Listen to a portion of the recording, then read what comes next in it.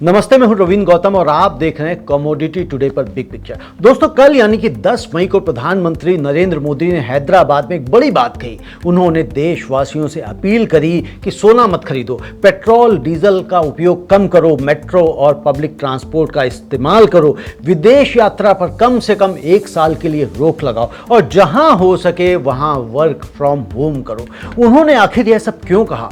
क्योंकि पश्चिम एशिया में जारी जंग ने वैश्विक तेल बाजार को हिलाकर रख दिया है और इसका सीधा दबाव भारत के विदेशी मुद्रा भंडार पर भी पड़ रहा है। प्रधानमंत्री की यह अपील देशभक्ति से भरी हुई तो है, इसमें कोई शक नहीं, लेकिन आज बिग पिक्चर में हम एक बड़ा सवाल पूछेंगे कि क्या सिर्फ बचाने से ही काम चलेगा या हमें विदेशी मुद्रा कमाने की भी उतनी ही आवश्यकता है, और अगर कमानी है तो फिर रास्ता क्या है? यही है आज का बिग पिक्चर। प्रधानमंत्री नरेंद्र मोदी ने हैदराबाद की एक जनसभा में कहा कि यह वक्त राष्ट्रीय आर्थिक जिम्मेदारी का है। उन्होंने कोविड काल की आदतें, ऑनलाइन बैठकें, घर से काम और कम यात्रा दोबारा अपनाने की अपील करी है। इलेक्ट्रिक वाहन अपनाएं, कार पूलिंग करें, मेट्रो से चलें, यह सब उन्होंने विदेशी मुद्रा बचाने के लिए कहा। यह कोई छोटी बात नहीं है। जब देश के सर्वोच्च नेता को यह अपील करनी पड़े तो इसका मतलब है कि हालात गंभीर हैं। भारत अपनी जरूरत का करीब 85% कच्चा तेल बाहर से मंगाता है। जब पश्चिम एशिया में अस्थिरता होती है तो तेल महंगा होता है और हमारा आयात बिल बढ़ता है। इसका मतलब है डॉलर ज्यादा बाहर जाते हैं और रुपया कमजोर होता है। यह एक सीधा सा गणित है। लेकिन दोस्तों, यहीं पर सवाल उठता है, बचत एक तरफ का काम है। अगर एक तरफ से पानी रिसता रहे और दूसरी तरफ से नल बंद कर दें तो टंकी भरेगी क्या? नहीं भरेगी। इसीलिए आज की बिग पिक्चर का केंद्र है विदेशी मुद्रा कमाना। अब समझते हैं कि विदेशी मुद्रा का दबाव क्यों बढ़ रहा है। तो भारत के सामने विदेशी मुद्रा का दबाव 3 मोर्चों से एक साथ आ रहा है। पहला मोर्चा है तेल। भारत हर साल करीब 7 से 8 लाख करोड़ रुपए का कच्चा तेल बाहर से खरीदता है। पश्चिम एशिया में जैसे ही माहौल बिगड़ता है, यह बिल और बढ़ जाता है। सरकार ने तेल कंपनियों को नुकसान उठाते हुए भी पेट्रोल डीजल के दाम नहीं बढ़ाए, लेकिन वह नुकसान आखिरकार देश की अर्थव्यवस्था पर ही तो पड़ता है। और दूसरा मोर्चा है सोना। भारत दुनिया का सबसे बड़ा सोना आयातक देशों में से एक है। हर साल हम करीब 900 से 1000 टन सोना बाहर से मंगाते हैं और जिसके लिए डॉलर खर्च होते हैं। यह डॉलर देश के बाहर चला जाता है और हमें उसके बदले में कुछ नहीं मिलता, क्योंकि सोना ना तो रोजगार बनाता है और ना ही उत्पादन। और तीसरा मोर्चा है विदेश यात्रा। कोविड के बाद भारतीयों में विदेश घूमने का शौक बढ़ा है। हर साल करोड़ों रुपए विदेशी होटलों, एयरलाइंस और टूर पैकेजेस पर खर्च होते हैं। यह भी विदेशी मुद्रा का एक बड़ा रिसाव है, लीकेज है। तो स्थिति साफ है, बाहर जाने वाला डॉलर बढ़ रहा है और अंदर आने वाला डॉलर नहीं बढ़ा तो संतुलन बिगड़ेगा। अब समस्या क्या है? बचत पर्याप्त नहीं है। जी हां दोस्तों, अब सीधे मुद्दे पर आते हैं कि प्रधानमंत्री की अपील एक नागरिक कर्तव्य की बात तो है, लेकिन अर्थशास्त्र की दृष्टि से देखें तो बचत अकेले पर्याप्त नहीं है। जी हां, पहली बात अगर हम करें तो अगर हर भारतीय मेट्रो से चलने लगे, सोना खरीदना बंद कर दे और विदेश ना जाए, तब भी भारत की तेल की जरूरत कम नहीं होगी। हमारे कारखाने चलते हैं, ट्रक चलते हैं, रेलगाड़ियां चलती हैं, औद्योगिक मांग इतनी आसानी से नहीं घटती। और दूसरी बात, बचत एक रक्षात्मक कदम है। इससे हम थोड़ा समय खरीद सकते हैं, लेकिन दीर्घकालिक समाधान नहीं मिलता। अगर हम एक्सपोर्ट नहीं बढ़ाते, नए बाजार नहीं तलाशते और विदेशी मुद्रा कमाने के नए अवसर, नए रास्ते नहीं खोलते, तो यह संकट हर कुछ साल में दोहराता रहेगा। और तीसरी बात, दुनिया में जो देश आज मजबूत हैं, वे इसलिए नहीं हैं कि उन्होंने खर्च कम किया है, वे इसलिए मजबूत हैं क्योंकि उन्होंने कमाई ज्यादा की है। जर्मनी, चीन, जापान, वियतनाम, ये सब एक्सपोर्ट ड्रिवन अर्थव्यवस्थाएं हैं। वहां की पॉलिसीज बचाने पर नहीं बल्कि बेचने पर टिकी हुई हैं और यहीं से हमारी बिग पिक्चर की असली कहानी शुरू होती है। अगर भारत सिर्फ बचाने की राह पर चला और कमाने की राह नहीं अपनाई तो इसके कई असर होंगे। रुपये पर दबाव बना रहेगा और जब डॉलर की मांग बढ़ती है और सप्लाई कम होती है तो रुपया कमजोर होता है और कमजोर रुपये का मतलब है आयात का महंगा होना, महंगाई बढ़ेगी और आम आदमी की जेब पर बोझ पड़ेगा। विदेशी निवेश पर असर पड़ेगा और जब देश की मुद्रा अस्थिर होती है तो विदेशी निवेशक घबराते हैं। वे या तो निवेश कम करते हैं या अपना पैसा निकाल लेते हैं। इससे शेयर बाजार और अर्थव्यवस्था दोनों प्रभावित होते हैं। किसानों और निर्यातकों को नुकसान होगा। अगर एक्सपोर्ट नीति स्थिर नहीं है, अगर नए बाजार नहीं मिलते, अगर सरकार और उद्योग जगत मिलकर काम नहीं करते तो जिन किसानों का उत्पाद सरकारी गोदामों में पड़ा है उन्हें उचित दाम नहीं मिलेगा और सबसे बड़ा असर $2 ट्रिलियन के एक्सपोर्ट का सपना अधूरा रह जाएगा। वाणिज्य मंत्री पीयूष गोयल ने भारत का 2030-31 तक $2000 ट्रिलियन का एक्सपोर्ट का गोल रखा है, जिसमें 1 ट्रिलियन मर्चेंडाइज और 1 ट्रिलियन सर्विसेज से आना है। फाइनेंशियल ईयर 2025-26 में भारत का कुल मर्चेंडाइज और सर्विसेज एक्सपोर्ट $860 अरब पर पहुंचा है, जो पिछले साल से करीब 4.25% ज्यादा है। यानी अभी हमें 2 ट्रिलियन तक पहुंचने के लिए रफ्तार कई गुना बढ़ानी होगी और इसके लिए बचाना नहीं बल्कि बेचना होगा। अब हम बात करते हैं बिग पिक्चर में समाधान क्या है, रास्ता क्या है। जी हां दोस्तों, अब हम उन रास्तों की बात करते हैं जो वाकई काम कर सकते हैं। तो पहला रास्ता है राइस एक्सपोर्ट। हमारे पास सरप्लस है, बाजार तलाशे जाएं। जी हां दोस्तों, चावल की अगर हम बात करें तो भारत के पास इस वक्त ताकत है। भारत ने 150 करोड़ टन से ज्यादा चावल का उत्पादन किया है, जिसने चीन को भी पीछे छोड़ दिया है। IRF के अनुमान के मुताबिक 2025-26 में बासमती और नॉन बासमती मिलाकर भारत का राइस एक्सपोर्ट 23.5 मिलियन टन तक पहुंच सकता है, जो पिछले साल से 16% ज्यादा होगा। लेकिन क्या यह काफी है? नहीं, यह काफी नहीं है। FCI के गोदामों में नॉन बासमती चावल का सरप्लस स्टॉक अभी 28 मिलियन टन है, जो बढ़कर 40 मिलियन टन तक जा सकता है। यह अनाज गोदामों में पड़ा है और इसे बेचना है। बिर्क 2025 में IRF ने 26 ऐसे नए देशों की पहचान की है जहां भारत की पैठ कम है, लेकिन संभावनाएं बहुत हैं, पॉसिबिलिटीज बहुत बड़ी हैं। इनमें इंडोनेशिया है, फिलीपींस है, इराक है, जापान है और मैक्सिको है। जी हां, ये 26 बाजार मिलकर $20.1 अरब यानी कि करीब 1.8 लाख करोड़ रुपए का चावल दूसरे देशों से खरीदते हैं। IRF ने हाल ही में बेनिन में 150 से अधिक बायर्स के साथ एक गाला डिनर आयोजित किया और उन्हें बिर्क 2026 में आने के लिए निमंत्रण दिया। यह एक सही दिशा में उठाया गया कदम है।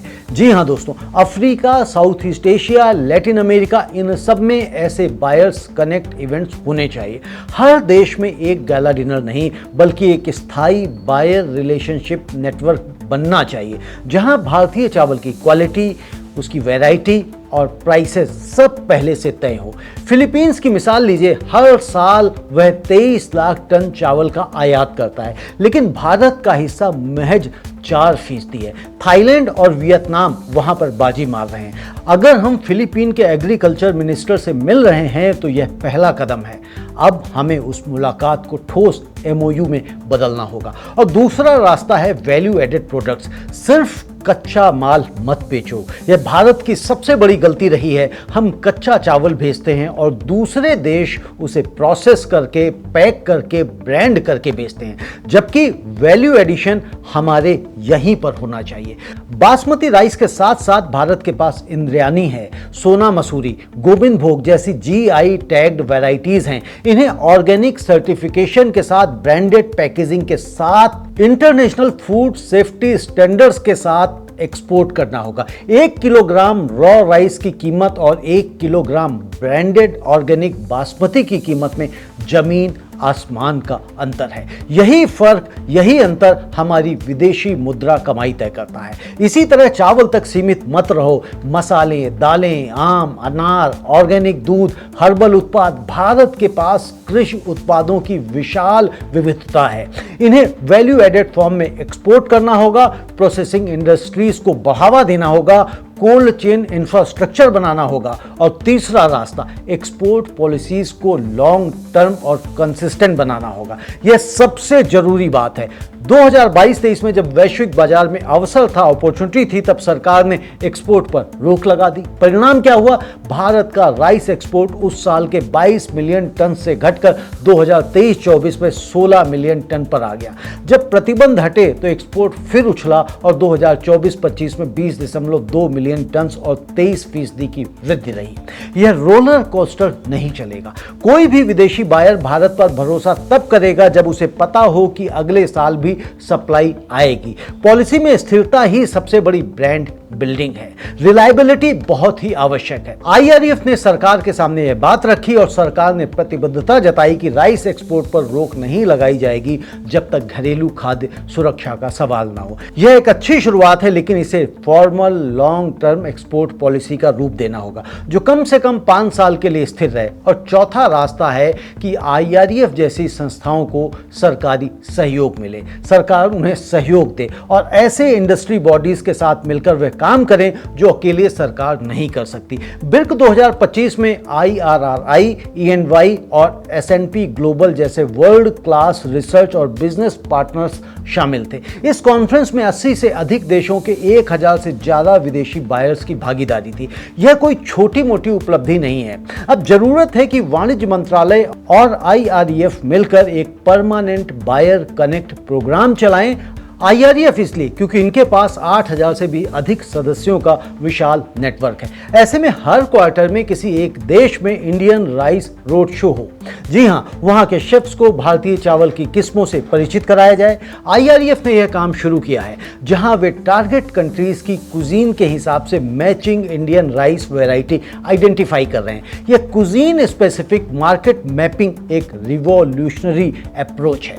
और पांचवा रास्ता है सर्विसेज एक्सपोर्ट को भी मजबूत करना। जी हां, विदेशी मुद्रा सिर्फ चावल और गेहूं से नहीं आती। IT services, tourism, education, health care और कंसल्टिंग, ये सब भी विदेशी मुद्रा के बड़े स्रोत हैं। मेडिकल टूरिज्म में भारत की ताकत है। दुनिया भर से लोग इलाज के लिए भारत आते हैं, लेकिन इस सेक्टर को और सिस्टमेटिकली प्रमोट करने की आवश्यकता है। एजुकेशन एक्सपोर्ट में भी काम किया जा सकता है। विदेशी छात्रों को भारत में पढ़ने के लिए अट्रैक्ट करना, जिससे वे यहाँ आएं और खर्च करें और हमारी विदेशी मुद्रा की आमदनी बढ़े। Yoga, wellness, spiritual tourism, Rishikesh, Varanasi, Kerala, इन्हें एक प्रीमियम ग्लोबल ब्रांड बनाया जा सकता है। अब बात करते हैं छठे रास्ते की। तो एफटीए का पूरा फायदा उठाना चाहिए।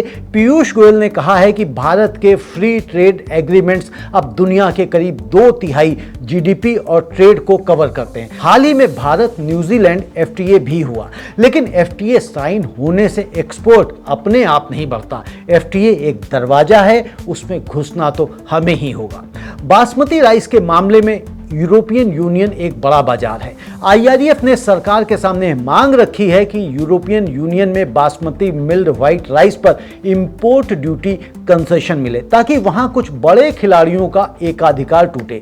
अगर यह हो जाए तो यूरोपियन यूनियन में भारतीय बासमती का बाजार कई गुना बढ़ सकता है। और सातवां रास्ता है पेस्टिसाइड्स और क्वालिटी मानकों पर ध्यान देना। जी हां, पाकिस्तान इसलिए यूरोप में बाजी मार रहा है क्योंकि वह ट्राइसाइक्लाजोल जैसे पेस्टिसाइड्स का इस्तेमाल नहीं करता, जिन पे यूरोप में सख्त मानक हैं। इससे पाकिस्तान को यूरोपियन यूनियन में फायदा मिलता है, जबकि इंडिया का चावल क्वालिटी के मानकों पर कभी कभी अटक जाता है। तो जरूरत है कि हम पेस्टिसाइड यूज को रेगुलेट करें, ऑर्गेनिक फार्मिंग को बढ़ावा दें और इंटरनेशनल फूड सेफ्टी सर्टिफिकेशंस यानी FSSAI EIA को ग्लोबली रिकॉग्नाइज लेवल पर लेकर आए। अब बात करते हैं बिग पिक्चर कंक्लूजन की। तो दोस्तों, प्रधानमंत्री नरेंद्र मोदी ने जो कहा वह गलत नहीं है। बचत जरूरी है, लेकिन जो नहीं कहा वह भी उतना ही जरूरी है। एक परिवार की कल्पना करें जिसके घर में आमदनी कम हो गई। अगर वह परिवार सिर्फ खर्च काटता रहे और कमाने का कोई नया रास्ता ना खोले तो क्या वह कभी समृद्ध होगा, प्रॉस्पर होगा? नहीं। वही बात देश पर भी लागू होती। भारत के पास चावल का सरप्लस है, गेहूं का सरप्लस है, भारत के पास स्किल्ड मैन पावर है, भारत के पास एंशिएंट विजडम और मॉडर्न टेक्नोलॉजी दोनों हैं। भारत के पास 172 देशों में पहुंचने वाला राइस एक्सपोर्ट नेटवर्क है। भारत के पास IREF जैसे 8,000 से अधिक एक्सपोर्टर्स का संगठन है जो काम कर रहा है, नई मार्केट्स खोज रहा है, बायर्स को इनवाइट कर रहा है। सरकार ने 2030-31 तक $2 ट्रिलियन का एक्सपोर्ट टारगेट रखा है, 1 ट्रिलियन गुड्स और 1 ट्रिलियन सर्विसेज से। इसके लिए sector specific action plans, clearly defined responsibilities और परफॉर्मेंस इंडिकेटर्स तय किए गए हैं। यह फ्रेमवर्क सही है, लेकिन इस फ्रेमवर्क को जमीन पर उतारने के लिए इंडस्ट्री के साथ मिलकर चलना होगा। IREF जैसी संस्थाओं को संसाधन दो, बायर कनेक्ट रोड शोज को गवर्नमेंट स्पॉन्सरशिप दो, एक्सपोर्ट पॉलिसी को 5 साल के लिए स्टेबल करो, वैल्यू एडेड प्रोडक्ट्स को इंसेंटिवाइज करो और पेस्टिसाइड मानकों को इंटरनेशनल लेवल पर लेकर आओ। तब जाकर विदेशी मुद्रा की टंकी भरेगी, सिर्फ नल बंद करने से नहीं बल्कि नए नल खोलने से। और यही है आज की बिग पिक्चर। दोस्तों, जो बिग पिक्चर नहीं देखता वो सिर्फ खबर देखता है। आप क्या देखते हैं, खबरें या बिग पिक्चर? अभी तक यदि आपने हमारे चैनल को सब्सक्राइब नहीं किया है तो चैनल को सब्सक्राइब करें, वीडियो को लाइक करें और जितना ज़्यादा से ज़्यादा हो सकता है देश हित में इस वीडियो को शेयर करें। आपका बहुत बहुत धन्यवाद। नमस्ते।